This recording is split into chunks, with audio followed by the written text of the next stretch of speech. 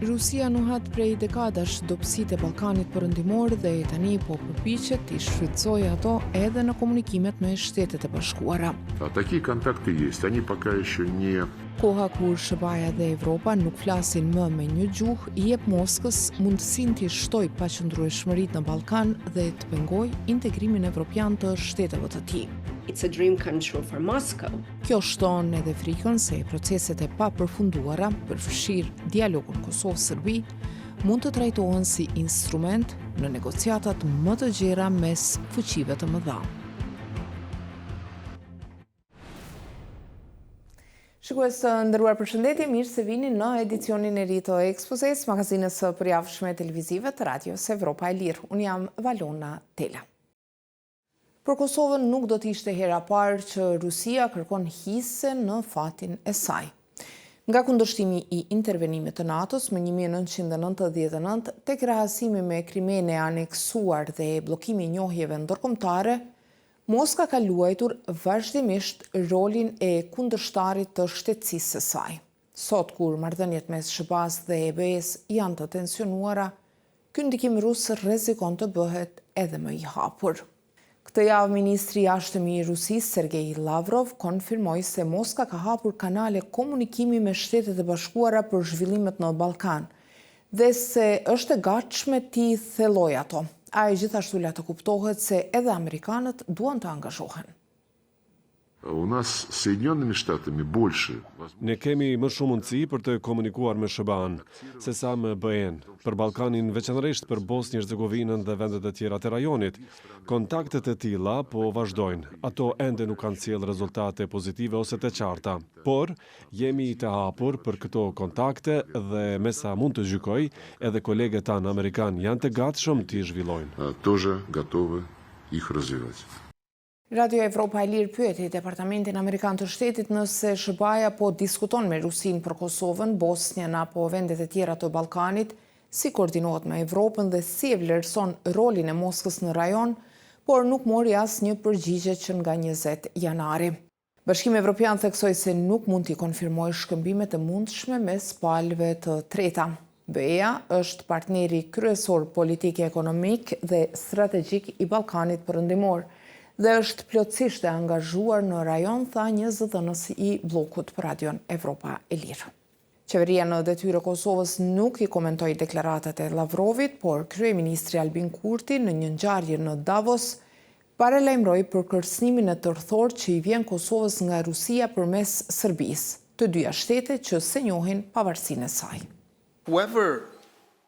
Kushdo që ndihmon fqinin ton verior në përpjekje për të na destabilizuar, na shkakton probleme edhe neve. Kërcënimi ynë më i afërt në këtë drejtim është Federata Ruse. Në Ballkanin Perëndimor, Rusia ka një rol aktiv, kryesisht përmes lidhjeve të saj me Serbinë dhe Republikën Srpska në Bosnjë dhe Hercegovinë, ndërsa ndikimi i saj në vende të tjera si Malizi, Maqedonia e Veriut dhe Kosova mbetet më i kufizuar dhe shpesh indirekt.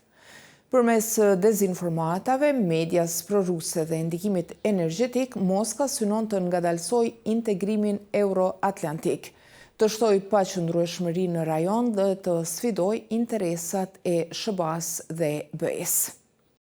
Parlamenti Evropian ka miratuar disa rezoluta që i dënojnë këto praktika dhe kërkojnë reagim të koordinuar nga Bashkimi Evropian dhe vendet partnere. Një raport i Qendrës Kosovare për studime të sigurisë, i publikuar në vitin 2024, nënvizon se një nga qëllimet e Rusisë në Ballkanin Perëndimor është të parandalojë rrështimin e Serbisë krah perëndimit. Një mënyrë për të arritur këtë është mbështetja e vendosur e qëndrimit të Serbisë ndaj Kosovës dhe e pengimi i procesit të normalizimit të marrëdhënieve ndërmjet Kosovës dhe Serbisë. Në gati 4 vjetët e fundit prej se Rusia ka nisur pushtimin në shkallë të plotë të Ukrainës, Moska është përballur me një mur sanksionesh ekonomike dhe izolimi diplomatik nga perëndimi. Së fundmi, disa prej këtyre pengesave kanë nisur të zbuten, veçanërisht pas takimit mes presidentit amerikan Donald Trump dhe atij rus Vladimir Putin vitin e kaluar në Alaskë, si dhe bisedimeve pasuese mes zyrtarëve të dyja vendeve për të gjetur një rrugdalje nga konflikti në Ukrainë. Shumë prej udhëheqësve evropian nga ana e tyre kanë mbajtur qëndrime më të forta dhe nuk kanë dhënë sinjale lehtësimi ndaj Rusisë. Por raportet transatlantike i kanë tensionuar edhe një varg çështjesh të tjera, nisur nga situata në Gaz deri tek ambicjet amerikane për Grenlandën, duke e bërë skenën ndërkombëtare më të paparashikueshme se kurrë. E dua Evropën dhe dua ta shoh mirë, por nuk po shkon në drejtimin e duhur. Për Ivana Stradnerin nga Fondacioni për Mbrojtjen e Demokracisë në Washington, çarja transatlantike është një ëndër e bërë realitet për Moskën, pasi jep asaj mundësinë të shfrytëzojë krizat në Ballkan dhe të bëjë llogari për Ukrainën. Ndër vendet më të cënueshme është Bosnia e Hercegovina. Për shkak të grupeve të ndryshme fetare dhe etnike. Kjo krijon një pikë fërkimi që Rusia mund ta shfrytëzojë për të përshkallëzuar krizën, me ndihmën edhe të udhëheqësit serb Milorad Dodik dhe më pas për ta qetësuar situatën. Këtë do ta përdorte si kartë për negociata, duke i thënë perëndimit se nëse nuk do që konflikti të përhapet më tej, ai duhet të negociojë me Rusinë. Charles Kapçan nga Këshilli për Marrëdhënie me Jashtëm në Washington thotë se Rusia do që ta paraqesë SHBA-n si palë reale negociuese dhe e bëhen si të parëndësishme.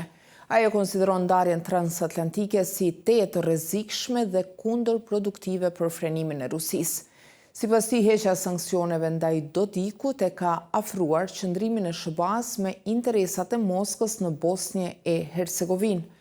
Ndonse Departamenti Amerikan i Shtetit ka sqaruar më herët për Radio Evropa Lirë se ky vendim është marrë pas tërheqjes së autoriteteve të Republikës Srpskan nga një sër ligjesh të vlerësuara si antikushtetuese. Kapçan i interpreton deklaratat e Lavrovit si një sinjal të hapjes më të madhe të Washingtonit ndaj Moskës, krahasuar me Brukselin, dhe si pjesë e një modeli më të gjerë ku politika amerikane përkon padashje me synimet ruse në Ballkan. Given that Dodik is pro-Russian, duke qenë se Dodiku është pro-rus dhe duke pasur parasysh se Rusia favorizon paqëndrueshmërinë në rajon, gjë për të cilën njihet edhe Republika Srpska, kjo në një farë mënyrë i vendos Washingtonin dhe Moskën në të njëjtën vijë kur bëhet fjalë për Bosnjë-Hercegovinën. Kapçan vlerëson se dialogu i SHBA-s me Rusinë për Ukrainën është i nevojshëm, por paralajmëron se në Ballkan bashkëpunimi me Moskën duhet shmangur pasi interesat e saj janë diametralisht të kundërta me ato amerikane. America's key partner in the Balkans is the European Union. Partner kryesor i Amerikës në Ballkan është Bashkimi Evropian, jo Rusia. Për këtë arsye, ajo që duhet parë është një bashkëpunim dhe diplomaci shumë më e intensifikuar mes Shteteve të Bashkuara të Amerikës dhe Bashkimit Evropian, edhe pse është e vështirë tani, duke pasur parasysh se marrëdhëniet SHBA-Evropë në këtë pikë nuk janë në një gjendje të mirë. Relations are at this point not in great shape. Kapçan beson se Kosova është në radarin e Trumpit dhe se administrata e tij do ta shtyjë Prishtinën dhe Beogradin drejt përparimit në negociatat për normalizimin e marrëdhënieve, por vlerëson se Rusia mund të përpiqet ta pengojë këtë proces pasi, siç thotë, synon të ruajë unitetin pan-ortodoks në rajon. Sipas tij, Kosova duhet të jetë në gatishmëri ndaj përpjekjeve të mundshme ruse për të ndezur trazira të reja. E Stradner nda një mendim më ndryshe. Kosova është pjesë e një tabloje më të gjerë gjeopolitike, por nuk përbën fokusin kryesor të Rusisë. So right now I believe that Besoj se situata në Kosovë sa i përket sigurisë është më e mirë se disa vite më parë. Dhe gjëja e fundit që duan tani Shtetet e Bashkuara është një përshkallëzim i pakontrolluar. is an under-escalation. Megjithatë, sipas Stradnerit, Kosova nuk mund të harrojë kurrë se në Serbi dhe Bosnjë gjenden bastionet kryesore të ndikimit rus. Përveç lidhjeve politike, Moska disponon në këto dy vende edhe leva presioni dhe shantazhi nisur nga kontrolli mbi energjinë dhe gazin deri te ndikimi ekonomik dhe mediatik, të cilat përdoren për të ruajtur hapësirën e saj strategjike dhe për të influencuar rajonin. Kosova duhet të zhvillojë lidhje shumë të ngushta me Bashkimin Evropian dhe të jetë jashtëzakonisht diplomatike dhe e mençur në qasjen e saj ndaj Shteteve të Bashkuara. Edhe EBE-ja sipas Stradnerit duhet të tregojë leadership të vërtet në Ballkanin Perëndimor, ku deri më tash nuk ka qenë edhe aq efektive. Por me fjalët e saj është koha kur të gjithë jemi si ato macet që ndjekin lazerin. Reagojmë pa pushim ndaj ngjarjeve që lëvizin shpejt, pa kontroll real dhe pa një ide të qartë se çfarë vjen më pas. Ndërkohë që drita na mban të mbërthyer në lojën e saj, bota nuk pret. Shikues të nderuar, kështu kemi ardhur në fund të këtij edicioni të ekspozes. Për të rejat e fundit, vazhdoni të na përcjellni në faqen tonë në internet në adresën evropaelir.org, si dhe në rrjetet sociale Facebook, X, Instagram dhe YouTube. Bashkë takohemi sërish të premten ardhshme. Mirëmbëjtje.